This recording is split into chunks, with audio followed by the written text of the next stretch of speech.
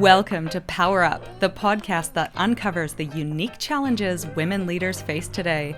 Join your hosts Nat and Kristen as we dive into the tough topics and provide actionable insights you can apply right now. Don't forget to hit subscribe so you don't miss any episodes. Nat and I have a talk coming up, Gravitas, from emperors to everyone. And so what better opportunity to dig into this concept of gravitas than with our pod people? Let's get our gravitas on. Well, this kind of came out with the executive presence mini masterclass we did as part of the Powrsuit membership network. And we just think there's so much content in this executive presence. And one of the, key traits of executive presence is gravitas. Yeah, I think, and it's funny, gravitas, like most things, is like yellow cars. As soon as you start thinking about it, you notice it everywhere. I've been obsessed with The West Wing over the weekend. Actually, yes. I've been trying to get my girlfriend to watch it for months. And at one point, I did accuse her of being too dumb to understand it when she didn't like the first episode. However, we've moved on. We're now in the midst of season 2. Well, she was like, maybe I will be, maybe I'm not. She doesn't care when I get aggressive about trying to force her to watch my favorite show. But I analyze it for gravitas the whole time because, and there are some really interesting elements of it. Obviously, President Bartlett is like a great showcase of someone with gravitas. However, I do think sometimes it goes borderline over to being kind of not cool. And I don't mean like cool as in stylish or sophisticated. I mean cool as in he's kind of a bit rude. And so I think there's, with everything, it's on a continuum. And there is this sweet spot where you are authentically showcasing gravitas without being rude. Well, let's dig into its history, first of all, which I think is pretty interesting. And it goes back to Roman times. And the Romans had 3 virtues, and one of them was gravitas. So it's come from that era, along with dignity and respect. So these were 3 things that were really important in that time. So they saw gravitas in particular as a display of moral strength and commitment when delivering a message. And I think we can cut that up into 2 things. One is this idea of commitment to a message, and the second is moral strength and like who you are. And I kind of view that as what the message is. Yeah, and or personal brand, like who people perceive you as a leader. I like this idea of commitment to a message because now if you think about when we're delivering a message, when we were leading big teams, and or when we're up in front of a crowd, or when we're sitting and receiving a message, or like you're watching West Wing, it is so powerful when the person delivering the message is really committed to it. Like they genuinely believe it, they're passionate about it, and they're sharing something that is really important to them. Like that comes off, right? Yeah. No, I completely agree. I think, and that totally makes sense that in Roman times, that was where the word came from, that you see these incredible people who really back what they're talking about and are able to articulate it in a way that really inspires people. I always think what goes awry is you see that a few times, you place the label on that because you go, these are the things. And then we start looking for symptoms of it and go, ooh, loud voice, strong authority of how they say it, great gestures. And we mistake those things for gravitas rather than its underlying meaning. And so we get confused and then we start to mistake people for having it just because they look the part rather than genuinely being the part. Yeah, and I suppose that's shaped by the context of the time, isn't it? And back in Roman and Greek times, these are orators that were standing up in public spaces and they were often sharing a message. And actually, none of those messages, as we see gravitas today as serious and commanding and low voice, that wasn't what it was like back then. They had wit and humor and they're engaging an audience, and that was gravitas of the time. I think that's still true today. That's what I've heard, is that idea of it is being a serious character without taking yourself too seriously. So there's that element of lightness and ability to have a joke or have some wit while also being really serious about what you stand for. It's so funny because serious has such connotations of like, it's a serious, I don't know, it's like a in the West manner. They say we are serious men, so like, serious statesmen. As opposed to it could actually be passionate, or like that word serious can, I suppose, be interpreted a few different ways, right? Yeah, I like serious because I think serious has that respect for risk, respect for the consequences of the thing. I feel like that comes across more than passionate as almost frivolous sometimes. Yes, yeah. Like, whereas And if seriousness there's something in is... between. I feel like we need gravitas. the thing in between. It's gravitas. Yeah, it is gravitas, isn't it? That is actually what it is. And it's less delivering it in a serious way, but it's delivering it by taking the message seriously. Therefore, they've prepped. They know what they want to say. They know who they're talking to. And they believe they're the person who should say it, or a person who Yeah. should say it, which is, I think, sometimes for women, especially when we don't have a huge number of role models to look to for gravitas that we see on TV shows or whatever, it's very easy to think, why am I, my mum says this all the time, why would anyone want to hear from me? And it's like, why wouldn't they? Yeah. Like, I think that can sometimes be the final switch for women to be like, you deserve this. Like, you are the voice that should be saying this message. Because they probably have said it to you privately, or you've heard them say it. So you're like, everyone needs to know. Yes. Yeah, and absolutely. I love that. And then the other piece, I thought that personal brand thing was quite interesting, because if you think of the orators back in that time, they would have been philosophers or scientists, or they would have been researching really interesting things, be it the skies or be it human nature, and then sharing that information. And they would have been branded as such authorities in that space. And so I think that idea, we've dealt with this in lots of different mini master classes, but also podcasts. What are others' perceptions of your personal brand? Because that is so important. If you respect the person delivering the message, you're going to take their message more seriously. Yes. Yeah. And I think, going back to the West Wing, a great example from season 2. You really did binge this weekend. Oh, yes, I did. Is Thanksgiving. And President Bartlett was really uptight about the turkey. He wanted to learn how to cook the turkey properly, to the point he rung the hotline to figure out the turkey. I think that's such a great example of gravitas, because it showcases his attention to detail and seriousness around traditions and taking and providing for people, and all of these character traits that are important for him to be a president is displayed in this kind of funny way that he knows everyone's joking about it, but it's so important to him. And I think that is, from the personal brand perspective, a really, in my opinion, great example of how, when you know who you are, your values, your strengths, your superpowers, what you stand for, that can come out in all sorts of different ways. Yeah. And I see it all the time on LinkedIn now, people who really have a strong understanding of the message they want to get to the world. They sometimes joke about it. They're sometimes doing quite a serious essay on it. And that is gravitas to me. Yeah, yeah. And then unfortunately, in the modern context, we've gone from the historical understanding of what gravitas is, where it came from and what it meant, and then it's been distorted in basically over the last 100 years in our modern context of the representation of the leaders that we've had at the top have displayed certain traits, and we've effectively adopted those as gravitas. We've got these misconceptions about gravitas being equated to pitch of voice, tone of voice, if it's high, if it's low, the speed of voice. And as a result, we get all this harmful advice about you need to have gravitas. It's like, well, hang on, are you telling me I have to lower my voice? Do you think the Roman orators were ever women? Probably not. The reason I ask is because this is, in my opinion, why it happens is you have a bunch of incredible orators who present gravitas. And that's what I mean about the symptoms thing. Then people look at them and go, what do they have in common? They all have deep voices. They all do this. That's gravitas. And it's, no, that's not. That's just what unified all those different people who had it. Yes. And so then we start to look for those traits rather than the underlying trait, which is where women, again, go awry, because no one in Roman times, and actually up until very recently in leadership positions, were women. So we didn't look or act like anyone who they were trying to model it off. Yes. Yes. If anything, that gives women a huge opportunity to embrace gravitas and what it actually is intended to mean, which is, again, preparation of the message, deeply caring about the message.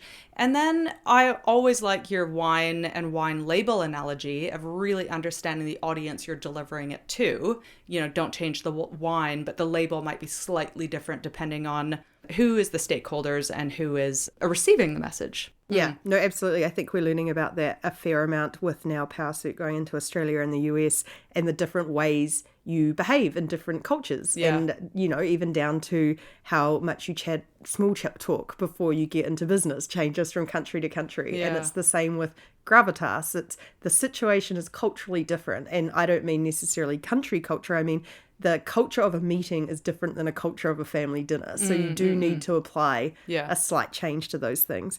So should we move to some examples of how you might embody gravitas? And by this, we don't mean those symptoms. We don't mean lowering your voice or looking the part. We mean genuinely, when you have something to say to the world, saying it in a way that conveys that you find it serious, but maybe not that you're boring. That you actually can take yourself a bit lightly and be open-minded, but you really do inspire people. Yeah, let's do it. Great. You start with the first tip. Yeah, I'd like to start with Jacinda as an example. Jacinda Ardern, our ex-Prime Minister. And I think this is a great example of gravitas in the early days of COVID, when a lot of leaders nationally were showing the seriousness of the situation by kind of telling their populations off, telling them to go inside, berating them for breaking the rules. And Jacinda showcased a totally different way, which was standing up and conveying that seriousness, but conveying it with kindness. My message to you is we are in this together, and I am here as your leader to bring you together and to convey this information and to be really taking it extremely seriously, but in a way that was really authentic to her. And I know even today she's looked to as a global leader for how she bucked the trend of what gravitas was expected to look like in that situation and formed her own way of delivering. That's gravitas, like being able to deliver a message from your heart and be able to authentically show up. And she cared for the people and taking care of one another. So yeah, I love that. Gravitas shown differently, I suppose. Yeah. I am going to talk about confidence equals caring. And when you care about a message, you are able to communicate it in a way with confidence. Just automatically. That probably doesn't make sense, does it? No, I know what you mean. Is leaning into caring, to actually engage with how you feel about something and be present when you're talking about it or when the topic comes up, because that engagement in it. Yeah, I think it's this desire to add value, right? Like you are sharing something in order to connect, or in order to share knowledge, or in order to inspire, or another to humor people, but you've got this intention to share a message, and therefore you unknowingly have gravitas. And I suppose all I'm trying to get people to recognize is go, oh yeah, I do that naturally all the time. So in a meeting context, if I can translate the same caring to the message that I'm sharing, that ultimately is gravitas. Yeah, I like it. And like confidence, your gravitas will be in different situations. So like if you are someone who cares deeply about, I don't know, the Kardashians. And I know that's a dumb example, but I think it's worth throwing in there. Yeah. You can speak with authority, I mean, I can, on why I actually think they're a cultural phenomenon and they deserve all their money and how they did change the world. Yeah. And whereas if I'm talking about cooking, I have no gravitas. Yeah. Like, I don't care. It's not... it's not a thing that I'm ever going to present. I'd like to go to some behavioral stuff. Great. Because this is something that, again, it's a symptom, but I think it comes from the sense of truly believing you deserve to be in the room. And the literal example I have in my head is a woman I met a while ago, and I think I've talked about her before. But there was a couple of characteristics that I really felt embodied gravitas. Firstly was how she presented herself. She had incredible dress sense, but her own dress sense. It wasn't like corporate. It wasn't like, it was just how she dressed herself. She also was in an office and she had her shoulders back and it's the presence again. She was there. She was looking around. She was engaging with people. She was making sure to stop and say hi along the way. She walked with confidence. She wasn't sort of bowing out of people's way like a lot of us sometimes do. Yeah. And finally, the thing that I really paid attention to with her, I'm a shocker for analysing people as I'm speaking to them, is she was quite comfortable pausing and pondering before speaking. So she really was believing what she was saying by the time she said it without being frazzled. She controlled her speed of delivery and she controlled the tone of delivery. And there was something about that level of self-assuredness that just conveyed to me, this lady is a serious lady, but she's not she's not trying to bombard me with that. She is just maneuvering in a way that conveys that. Yeah, I love that. That's so good. Okay, I've got one on tone of voice, and this is be true to your natural tone. In my 20s, I did make an effort to lower my tone of voice because I often was the only woman in the room. And even 10 years later in my 30s, someone told me they were still doing it. So I know that women... Do you do it now? Do it now. Go. Give us an example. I actually think my tone is quite low. I have to edit this podcast and I'm like, wow, I've got a deep voice. You've been practicing for your whole career. I'm like my alter ego. But look, older studies have actually shown that people preferred leaders with lower pitched voices. But guess who those studies were done on? Men. Yeah, they were done on men. So in a more modern study, Midam Kim from the University of Kansas School of Business, where people had to choose between the most trustworthy sounding CEO from a set of voices, lower pitched voices were generally perceived as more trustworthy. But bear with me here. The effect was less pronounced for female leaders than for male leaders. So while people might have different ideas about what makes a female leader trustworthy compared to men, so all to say, when a man had a slightly lower voice, there was that bias that I trust a man with a slightly lower voice. That did not hold true when the female leaders were talking, and we were looking to other cues about how trustworthy a female leader was, had nothing to do with pitch of voice. And how you described those behavioral observations of people, that's probably more the cues we're taking in with women in terms of relational, open, all of some of those things. I like it. I also think it's a great example of why gender equity works for everyone, because imagine being a man stuck in that gender norm where you have to have a deep voice to be trustworthy. Like, break or free. Or tall. Yeah, break free. Like, break I'm not free, I'm not everyone. married to a tall man, and that always, I hate seeing those studies about tall men. Oh, yeah, that's true. Yeah. I would like to do one that might be #unpopular opinion, but it's actually something that I think we all need to work on, which is don't turn up late and frazzled. I think it's such an easy trick for all of us.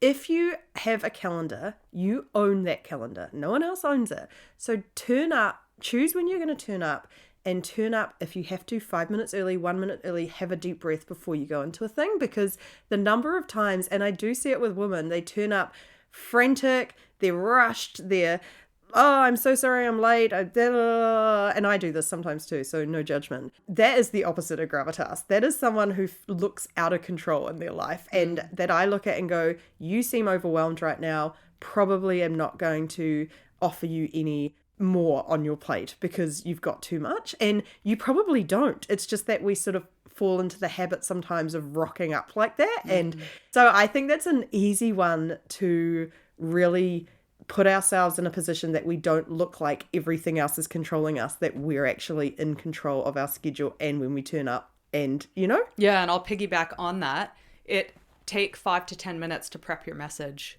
for that meeting. And that could be if you have an opportunity to talk in any meeting where you can share your opinion, or you can share findings, or you can ask a question, take the 5 or 10 minutes en route to that meeting, in between meetings if you can, and prepare what it is that you want to say, because I think that preparation is gravitas, because then ultimately you care about what you are saying, and you care ultimately about the outcome of that meeting. So that it is a nice piggyback on your message of just genuinely, let's try to, manage our calendar a little bit better, respect the time of others in meetings, and show up just a little bit prepared. Show up prepared. Well, and even if you are late, it's okay to take a deep breath and say, I really apologize for being late. I'm a huge fan of apologizing for being late. I know there is some gravitas fans who are like, never apologize. I think it's rude to turn up late as someone who does it. So I think it's worth apologizing. But that's it. You can move on. You don't have to sort of turn it into a song and dance about it. I will end on the last one, which is to call back to our podcast number 24, which was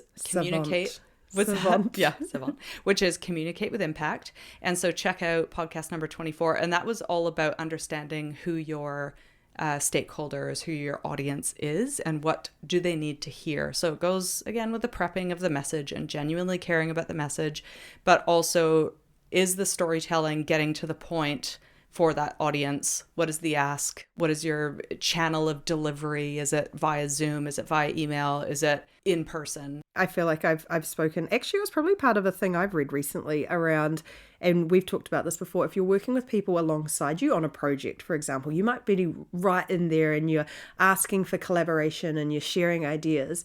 If you're reporting on the outcome of that to someone else who's not involved, you want to take it right down to a summary and know what they need to find out and just deliver that so they can get on with their day. Yeah. And that's that kind of wine label thing Yeah. again, of just knowing your audience and recognizing that not everyone needs to know the same stuff. Figure out what they need to know and give it to them.